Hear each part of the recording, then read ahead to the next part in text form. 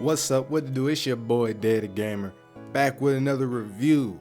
So if you gonna like this, and I know you probably already do, just make sure to hit that like button and subscribe. It'll help the God out, it'll help the pages out, help the algorithms and all that good stuff. But without further ado, you click to see about Ruiner.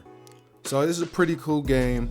Now, to give a little backstory to this, before now, I already played this game, but it's been so long since I played the game, I had to recently play it again, just so I could give an accurate thought process and an accurate review of the game. Now, if you've been a fan and a supporter for however long, you know that at one point in time I had an Alienware laptop and it went to crap on me. And with crap on me, and I had so much content saved, I had full gameplay walkthrough of this, I had so much content and it just went to crap. So I played Ruiner again, and man, it was kind of like a breath of fresh air, and it was really fun to play. So let's get into the story, right? The story is pretty much you're a nameless man in the search for his brother who has been kidnapped by, and I quote, the boss. Set in the year 2091, you encounter allies, foes, and those for self-interest in the search for your brother in a cyberpunk environment. Now, this game is kind of like Cyberpunk 2077 before Cyberpunk, but not like Cyberpunk 2077. You know what I'm saying? It's not Cyberpunk, but the whole theme of the game is Cyberpunk, which is really dope. The art style is really dope and stuff like that. So let's get into the mechanics of the game now. Y'all know me, I'm a big mechanic guy, how the game plays, input, that kind of stuff, skill trees, how does the combat flow in the game. I'm that type of guy, right? So let's go ahead and get into it. The mechanics are creative and immersive, which makes up for the lackluster storyline.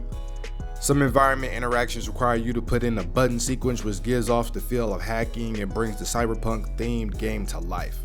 Combat in this game offers versatility as you can refund skill points to change your build at any point in the game to fit your gameplay needs. Players can choose to be offensive, selecting skills that grant power and weaponry like grenades and guns, or choose to be defensive and select skills to protect and have control over your enemy. So that was really good about the game. You know, the mechanics are really good about the game.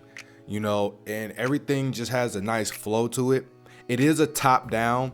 It is like a top-down platformer game. It's top-down, so it's kind of Diablo-ish in the sense that it's top-down, but it doesn't play like Diablo at all. And it's like I said, it's really dope, and you get that hacking kind of feel. You put in a sequence, and you unlock something, and you would expect when you living in a futuristic cyberpunkish type world that this type of things that happens. These are characters. These characters, the main character you are has a mask on. He has a replaced metal arm. People, it's all kinds of stuff going on. All kinds of stuff going on in the game. And, you know, it's really dope that this game came out mad years ago. And it's a fun game. It's a fun game. It really is. So, my final thoughts on this. You know, this game calls out to speedrunners worldwide as you get timed and graded upon completion for areas and missions. It's also enjoyable for the casual gamer who's looking for a good time picking up a new title with game modes like Arena Mode. Jump into Arena Mode and see how many enemies you can take out in pure bloodlust.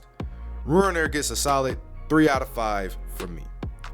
There was so much missed potential with this game that the mechanics could not compensate for. If the story was fleshed out with a better plot and character development, this game would have got a higher rating for me and more praise in the gaming community, which ultimately is just the truth about this game. You know, the game just lacked in the story, and it's no way around it. You know, the mechanics just couldn't hold it up. There is an epilepsy warning if you play in this game, mad epilepsy warning, because there is a lot of flashing with this game.